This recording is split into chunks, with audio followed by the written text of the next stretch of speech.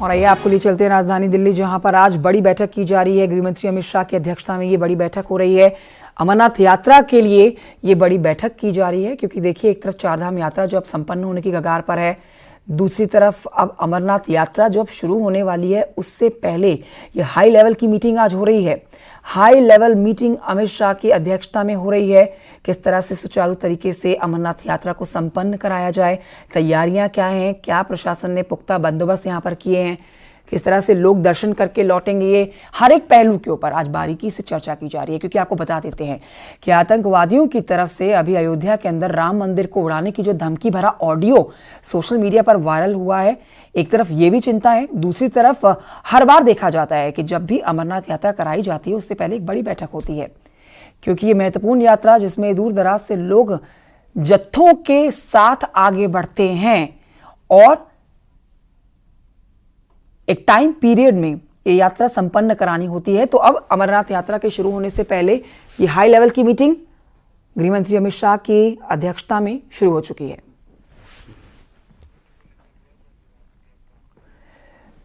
तो दोनों ही आज महत्वपूर्ण मुद्दों के ऊपर चर्चा की जानी है। इस हाई लेवल मीटिंग में पहला मुद्दा हो जाता है अमरनाथ यात्रा को लेकर, और दूसरा मुद्दा बड़ा आप देख सकते हैं जो जम्मू कश्मीर में अभी अटैक हुआ आतंकवादियों का, जिन्होंने बस के ऊपर अटैक किया, ड्राइवर की मौत हुई, कई लोगों की जान गई।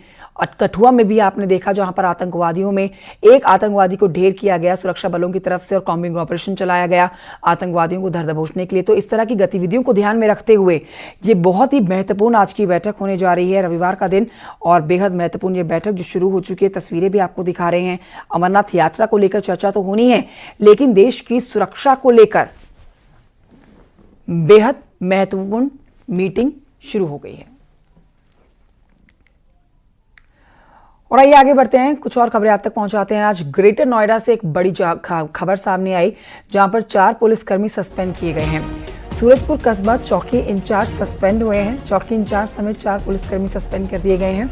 SI, 2 head constable, 1 constable suspend. लगातार हो रही चोरी की घटनाओं की वजह से एक्शन इन पर लिया जा रहा है। चोरी की घटनाओं में मिलीभगत का आरोप लग रहा है। सभी के खिलाफ विभागीय जांच के आदेश भी बिठा दिए गए हैं। हिमांशु शुक्ला और जानकारी हमारे सहयोगी इस पर देंगे, लेकिन आपको बता देते हैं एक बड़ा अपडेट जो दे रहे हैं ग्रेटर नोएडा से, जहां पर 4 पुलिसकर्मी सस्पेंड किए गए हैं। विस्तृत जानकारी हमारे सहयोगी हिमांशु शुक्ला देंगे, फोन लाइन पर इसमें मौजूद हैं। हिमांशु, पूरी खबर विस्तार से बताइए। ग्रेटर नोएडा में लगातार जो खबरें सामने आ रही हैं चोरी की जुड़ी हुई, अब इन चोरी की घटनाओं में जो 4 पुलिसकर्मी सस्पेंड किए गए हैं, इनकी मिलीभगत बताई जा रही है। बिल्कुल, देखिए आपको बता दें कि लगातार चोरी की घटनाएं हो रही थी और इसमें जो सीनियर अफसर्स हैं वो कंसर्न थे और इसकी जांच कराई गई। तो इसमें कुछ पुलिसकर्मियों की प्रथम दृष्टया मिलीभगत मिली है, जिसको देखते हुए डीसीपी ने बड़ी कार्रवाई की है। चौकी कस्बा सूरजपुर के चौकी इंचार्ज अनिल सिंह को सस्पेंड किया, साथ में 2 कांस्टेबल और 2 हेड कांस्टेबल और 1 कांस्टेबल को सस्पेंड किया गया। तो जाहिर तौर पे विभागीय कार्रवाई की भी जांच के आदेश दे दिए। तो ऐसे में देखना होगा, क्योंकि लगातार इस तरीके की चोरी की घटनाएं आ रही थी और पुलिस कर्मियों की मिली भगत के आरोप लगे थे, गंभीर आरोप लगे थे। उसी को देखते हुए यह कार्रवाई की गई है। शुक्रिया आपका हिमांशु शुक्ला जानकारी के लिए। खबर कानपुर से, जहां पर नकली दवा बेचने वाले पर एफआईआर दर्ज की गई है। आयुर्वेद दवा कंपनी ने की थी इस पर शिकायत, और शिकायत के बाद पुलिस ने एक्शन शुरू कर दिया, छापेमारी की। कॉपीराइट एक्ट के तहत दर्ज किया गया है केस। आरोपी युवक मौके से फरार है। खबर लखनऊ से, जहां पर पूर्व सांसद केडी सिंह की जांच अब तेज हो गई है। निवेशकों से ठगी का आरोप इन पर जांच करेगी अब सीबीआई। इस मामले की केडी सिंह समेत 8 पर दर्ज हुआ है केस। केडी सिंह की कंपनी जो है, केस उनके खिलाफ दर्ज हुआ है। करीब 25,000 करोड़ हड़पने का आरोप है इन पर। भदोही में दर्ज हुआ है केस। सीबीआई पूरे मामले की जांच करेगी। टीएमसी के सांसद रहे केडी सिंह की जांच अब सीबीआई करने जा रही है। ऋषभ मणि और जानकारी देंगे। ऋषभ मणि, जांच का दायरा बढ़ा दिया गया है, अब सीबीआई जांच करेगी इस मामले की।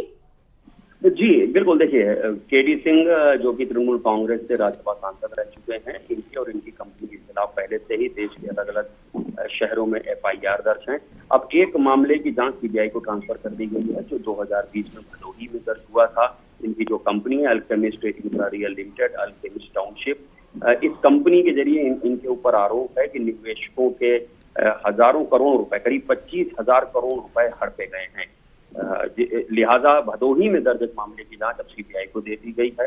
2022 में ऐसे ही एक घोटाले से जुड़े मामले में केडी सिंह की गिरफ्तारी भी हुई थी। तो जाहिर सी बात है कि अब केडी सिंह, उनकी कंपनी और उनके सहयोगियों पर सीबीआई का भी शिकंजा कस गया है। शुक्रिया आपका जानकारी के लिए ऋषभमणि त्रिपाठी। आगे बढ़ते आपको बताते हैं, कानपुर में पुलिस का चेकिंग अभियान लगातार जारी है। 100 घंटे में 11,754 वाहनों का चालान, बैक सीट पर हेलमेट ना लगाने के 1,062 चालान, 100 घंटे में 11 लाख का चालान काटा गया है।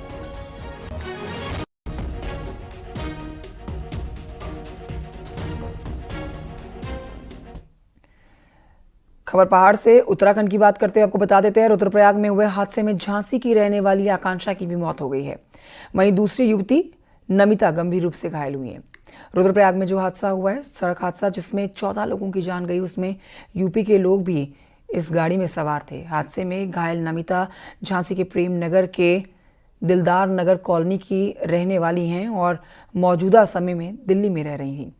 आपको बता देते हैं कि नोएडा से टेम्पो ट्रैवलर से कई लोग उत्तराखंड गए थे, जहां अलकनंदा नदी में ट्रैवलर गिर गया और हादसे में 14 लोगों की मौत हो गई, 12 लोग घायल हुए। बल्कि यही सोच रहे थे उसको कैसे भी करके झांसी ले आए, झांसी में दिखा देंगे, लेकिन वो इतनी कंडीशन में नहीं है क्योंकि वो अपने होश में नहीं है। उसको इतना पेन हो रहा है, इतना पेन हो रहा है, इंजेक्शन लगा लगा के मालूम नहीं, एक पैर बिल्कुल काम नहीं कर रहा।